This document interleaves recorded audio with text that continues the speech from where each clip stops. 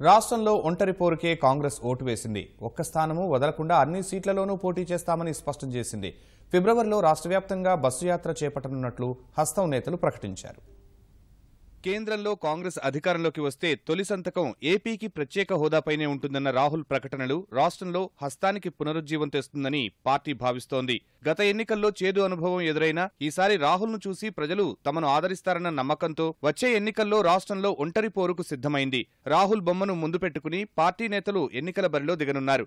Congress party రాష్ట్ర వ్యవహారాల బాధ్యుడు ఊమెన్ చాందీ నేతృత్వంలో విజయవాడలో జరిగిన కార్యనిర్వాహక వర్గ భేటీలో ఎన్నికల పోరుపై చర్చించారు. ఏ పార్టీతో పొత్తు లేకుండా ఎవరికీ ఒక్క సీటు కూడా ఇవ్వకుండా మొత్తం 175 శాసనసభ 25 లోక్సభ సీట్లలో తామే బరిలోకి దిగనున్నట్లు బాధ్యుడు ఊమెన్ చాందీ ప్రకటించారు.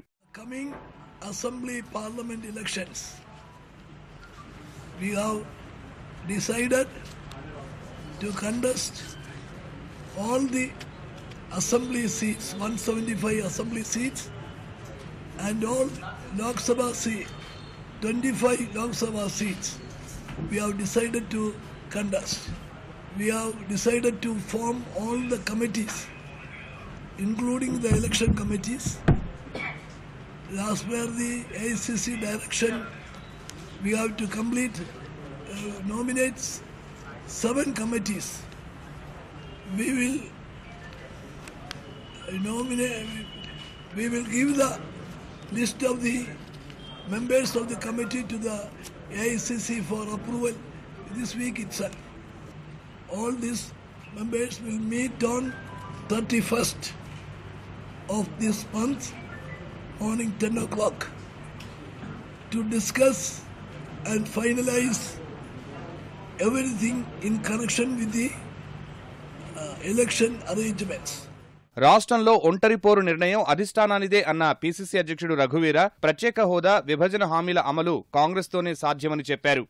ఈ అన్ని విషయాలు కూడా ముందుకు తీసుకెళ్ళడానికి, ఇంకా ఎన్నికల్లో తలపడడానికి నాయకులందరూ కూడా కలిపి సమిష్టిగా ఈరోజు రాష్ట్రమంతా కూడా కలిగి తిరగాలి.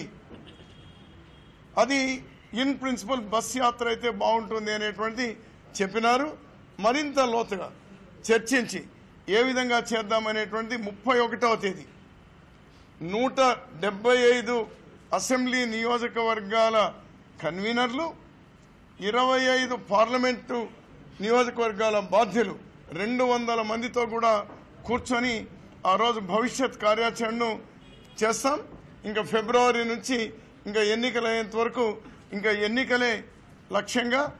కానీ రాష్ట్రానికి మేలు జరగాలంటే రాహుల్ గాంధీ గారి హస్తం గుర్తుకు ఓటు వేస్తేనే మేలు జరుగుతుంది అనేటువంటిది మేము తీసుకెళ్లాలనేటువంటి నిర్ణయించాం. ప్రత్యేక హోదా డిమాండ్తో ఫిబ్రవరి 1న ప్రత్యేక హోదా సాధన సమితి తలపెట్టిన బంద్కు హస్తం పార్టీ మద్దతు ప్రకటించింది. బంద్ను విజయవంతం చేయాలని ప్రజలను కోరింది.